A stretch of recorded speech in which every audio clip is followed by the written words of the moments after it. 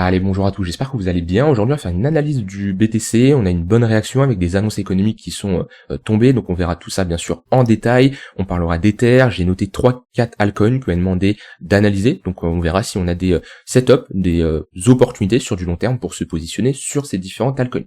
Avant de commencer l'analyse, je tiens à vous rappeler, il vous reste 48 heures pour profiter des 200 € offerts sur le programme Devenir Trader. C'est un programme qui permet à n'importe qui de devenir autonome et rentable sur les marchés. Et pose-toi les questions actuellement. Est-ce que tu es satisfait des résultats de trading que tu as? Est-ce que tu as une stratégie de trading? Est-ce que tu as un plan d'action? Comment tu t'en sors sur les marchés? Et est-ce que ça serait absurde de suivre un programme qui te permet par la suite d'être rentable?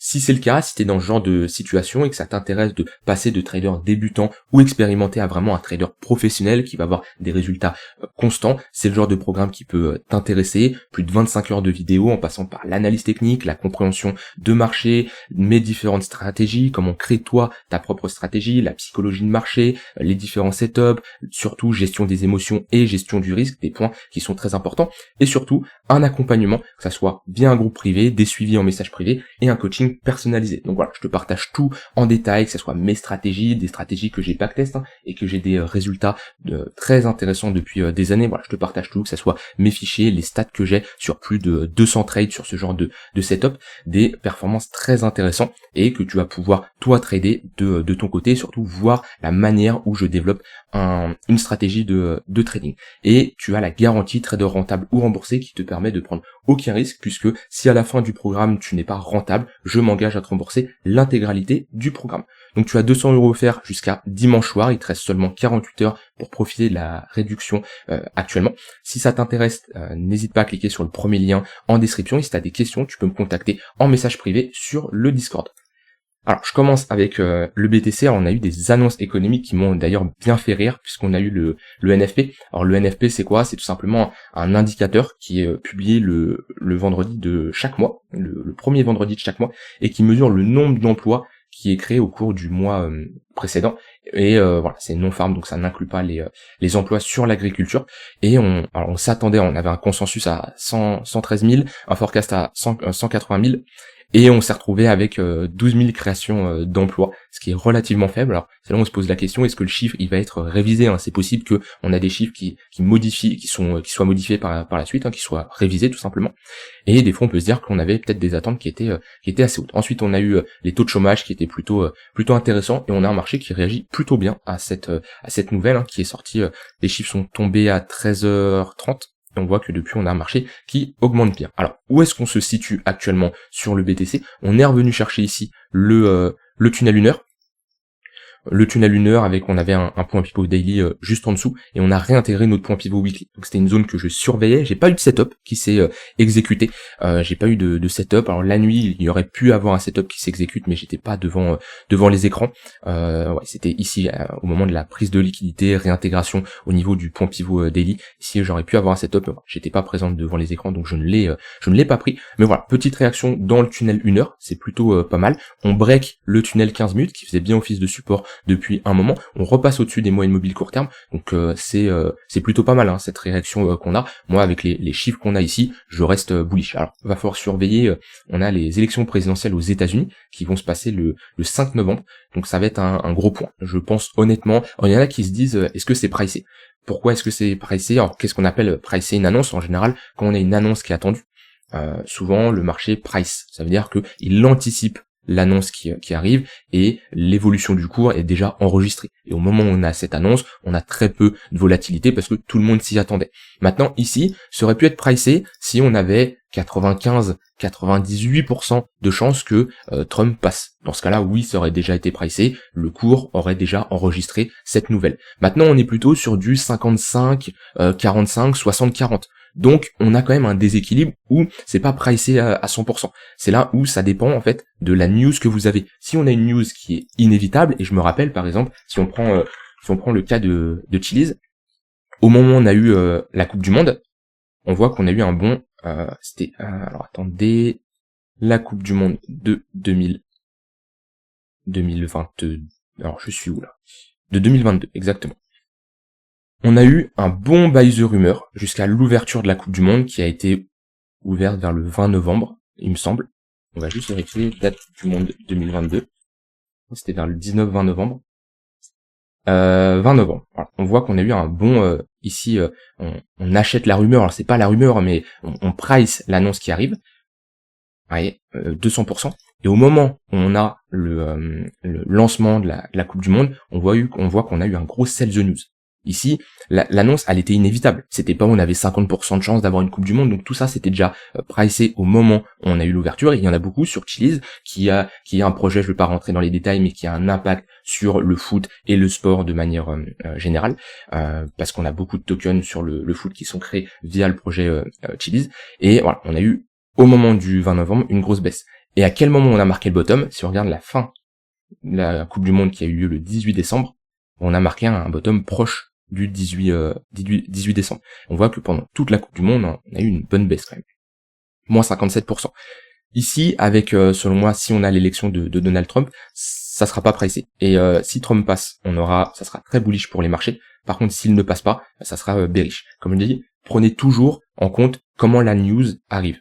Est-ce que c'est du sûr à 100%? Dans ce cas-là, oui, il y a des chances que cette news soit pricée. Par contre, si on est comme ça sur du 50-50, rappelez-vous, avec la décision des taux d'intérêt, on avait 50% de chance que ça soit une baisse de 25% et 50% de chance que ça soit une baisse de 50%. Ici, ce n'est pas pricé dans le cours, vu qu'il y a 50-50, d'accord? C'est pour ça que automatiquement, à partir du moment où l'annonce tombe, eh ben, il va y avoir un réajustement des investisseurs qui s'étaient positionnés, qui avaient déjà pricé l'autre côté de l'annonce. En l'occurrence ici, une baisse de 25%. Donc automatiquement, ça a un impact sur le cours. Je sais pas si je m'exprime de manière claire, mais ce que je veux vous faire comprendre, c'est que ici, les élections présidentielles, on n'est pas sur du sûr à 100% que c'est Trump qui passe. Donc automatiquement, on peut pas avoir un pricing qui est exact, comparé à des annonces où on peut être sûr à 100%.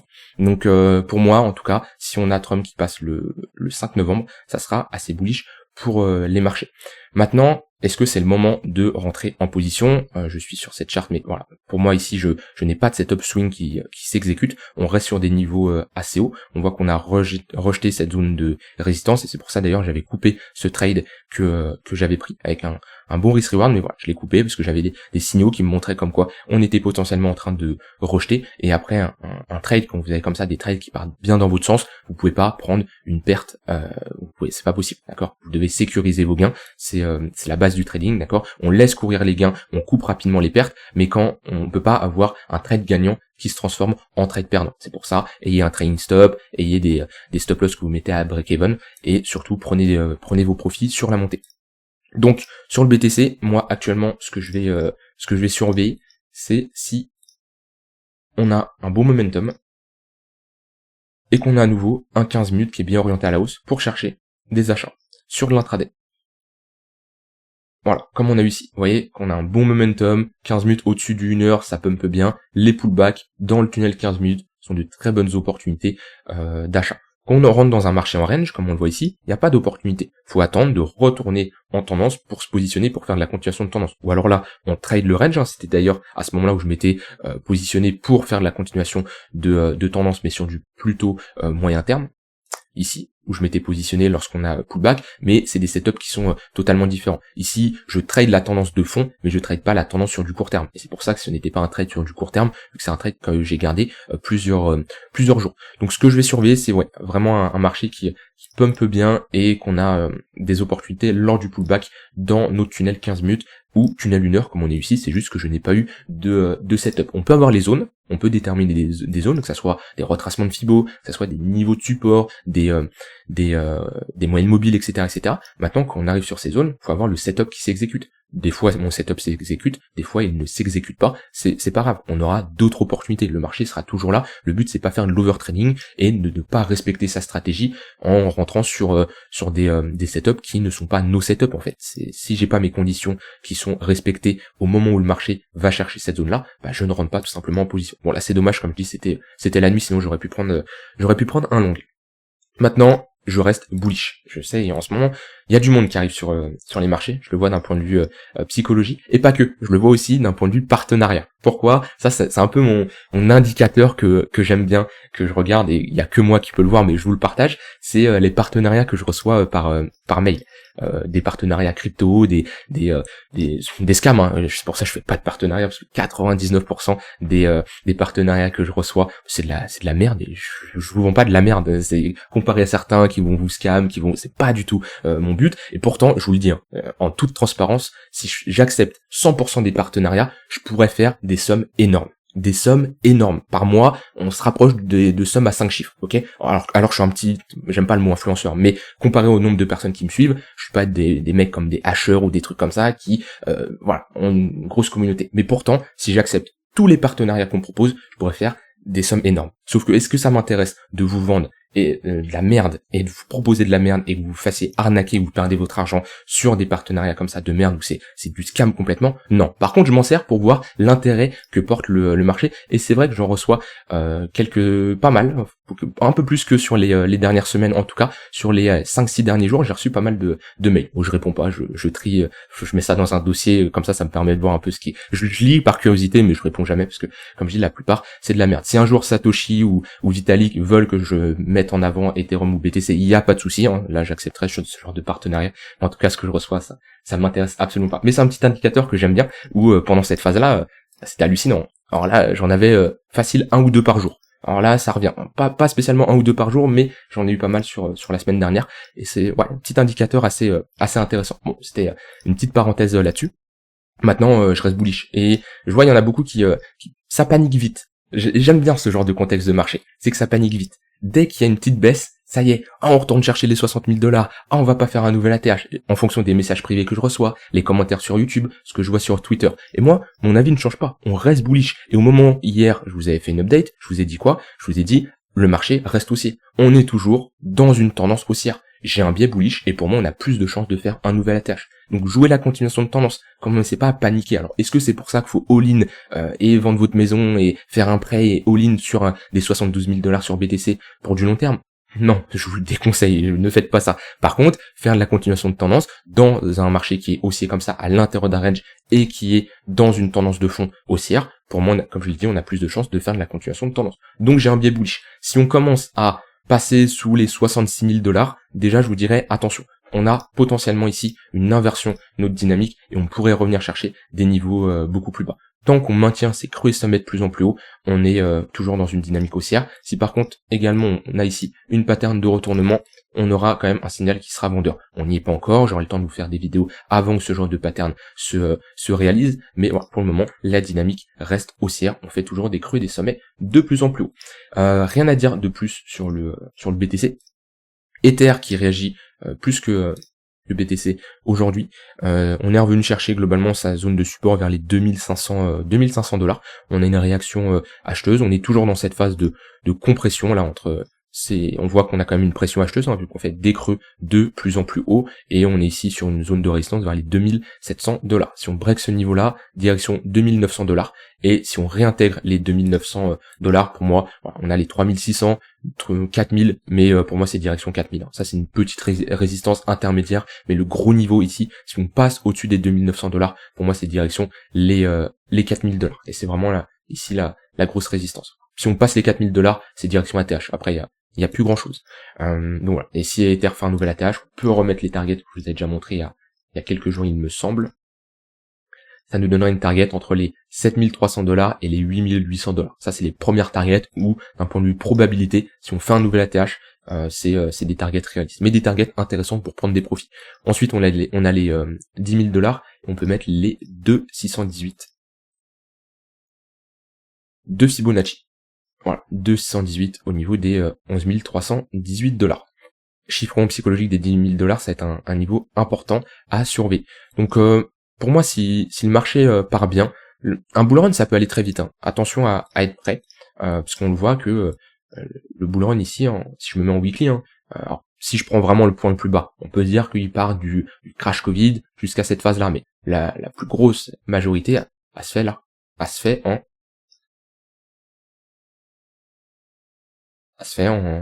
120 jours, quoi. Donc vous voyez, en 4 mois, on a notre bull market et on a une très forte hausse du prix. Donc après, le bull run peut se prolonger, mais on voit bien que ça se fait en quelques mois la majorité de la hausse. En tout cas, on l'avait vu ensemble. Est-ce que j'ai ce qu'il me faut ici? On l'avait vu ensemble que si on doit anticiper avec les données qu'on a auparavant eu sur les différents cycles, on a à peu près un top de marché qui doit se réaliser vers octobre-novembre 2025. Comment on peut déterminer ça? On prend tout simplement les données historiques qui nous donnent que le top de marché a souvent été réalisé 35 mois après le bottom. On prend le bottom, on a ici notre top qui est fait 35 mois. Pareil pour ce niveau-là, 35 mois après. On peut également prendre l'halving, et à partir de l'halving, on a 17 mois où on tape notre top de marché. Ici 17 mois, ici 17 mois. Un peu moins ici, 12 mois. Donc ça nous donne une target vers les octobre-novembre 2025. Et ensuite, on a, à partir du top, un bottom qui se réalise souvent 12 mois après. Donc ce qui nous donnerait un bottom vers on serait vers novembre 2026, à peu près. On n'a pas assez de historique pour vraiment que ça soit 100% fiable, mais gardez à l'esprit, octobre-novembre 2025, c'est une bonne zone. Si en octobre-novembre 2025, on est sur des 120, 150 000 $, prenez en compte que, d'un point de vue temporalité, ça colle avec les précédents cycles. Alors, les altcoins qu'on a demandé d'analyser. Qu'est-ce que j'ai noté? J'ai Boom. Sur Binance, Boom, voilà, très peu d'historique. On a l'air d'avoir eu le listing ici. Je vais regarder si j'ai plus d'historique sur une autre charte. Boom, s'il veut bien me le sortir, il veut pas me le sortir, je ne sais pas pourquoi. Alors, c'est pas grave. On va faire autrement. J'ai pas plus d'historique. Ok. Alors déjà, les charts qui ont moins de 2 ans d'historique, c'est compliqué de faire de l'analyse sur du long terme. Parce que en général, quand je fais une analyse weekly, je préfère avoir 2 ans d'historique, c'est une bonne moyenne. Maintenant, c'est plutôt pas mal. On a posé un petit bottom. On a ici une structure de retournement. Par contre, on doit se maintenir au-dessus de cette ligne de cours. Je vais passer en 3 jours pour mieux la voir. Ouais, on a une meilleure charte ici. Vous voyez, hop.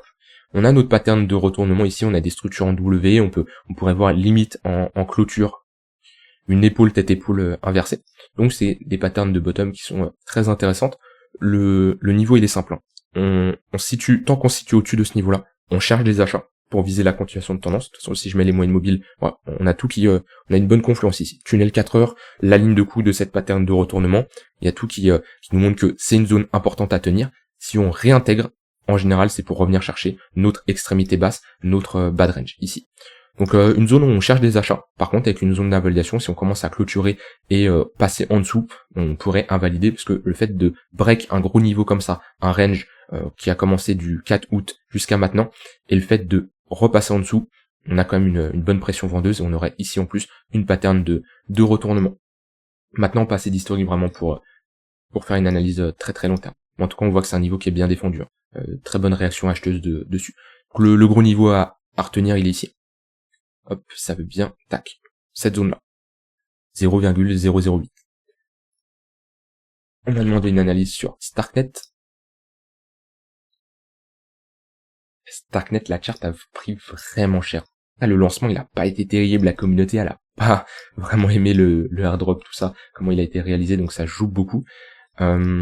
Grosse phase de faible volatilité. Le niveau, il est simple. On passe au-dessus de ce niveau-là, on valide une grosse pattern weekly, voire même mensuel. Et ça, c'est des patterns de bottom. Si Starknet vient clôturer au-dessus de ces 50 centimes, pour moi ici on peut être sur un bottom de marché.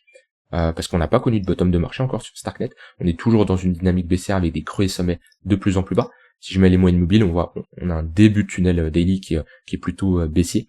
Mais globalement, on n'a jamais posé de bottom. Pareil, on n'a pas assez d'historique. Le bottom, il est simple.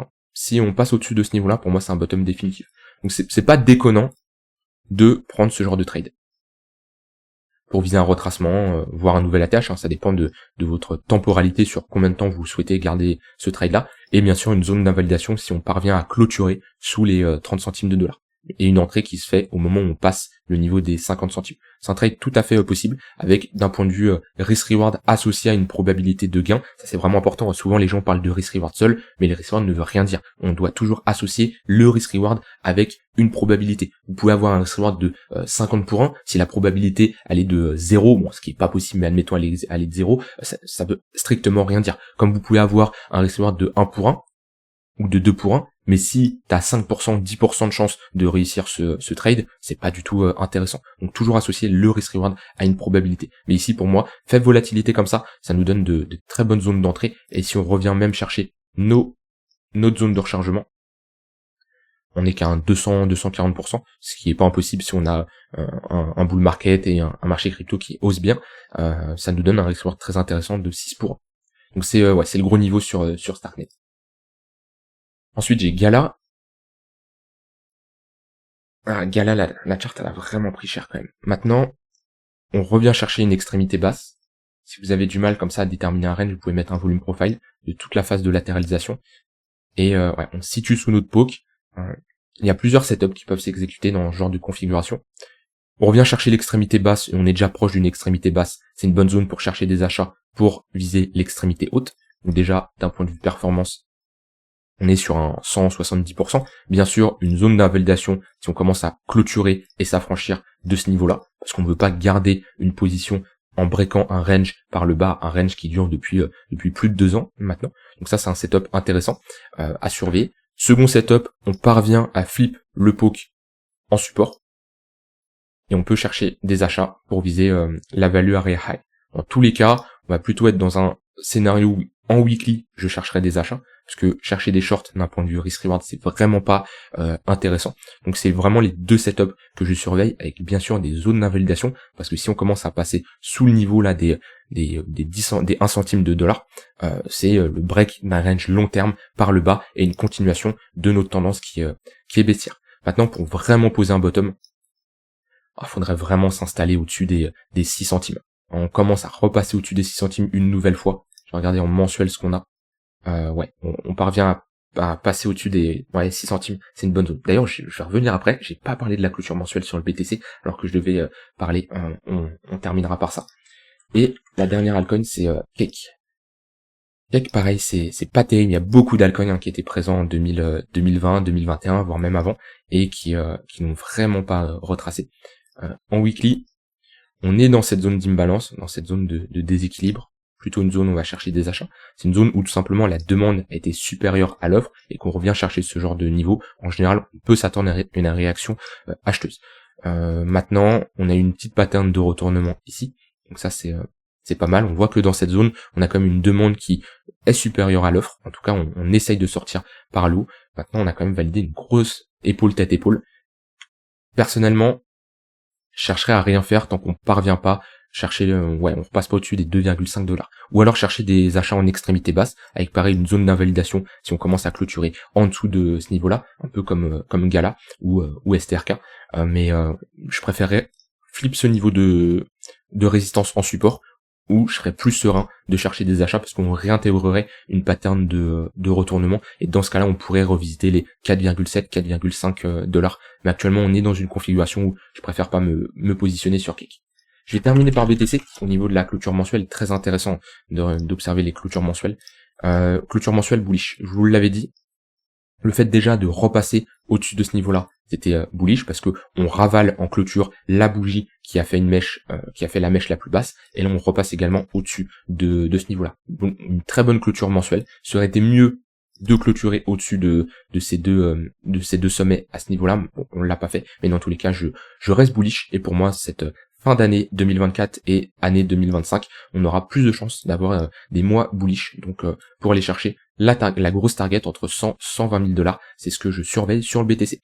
Voilà, j'espère que cet update vous aura plu. Je tiens à vous rappeler, vous avez jusqu'à dimanche soir, il vous reste 48 heures pour profiter dès maintenant des 200 € offerts sur le programme Devenir Trader. C'est le meilleur moment pour se former et préparer la suite du cycle. N'hésite pas, je te mets le premier lien en description, et si tu as des questions, tu peux bien sûr me contacter, je te répondrai rapidement. Je te souhaite une très bonne fin de journée et je te dis à demain pour une prochaine vidéo. Bye bye.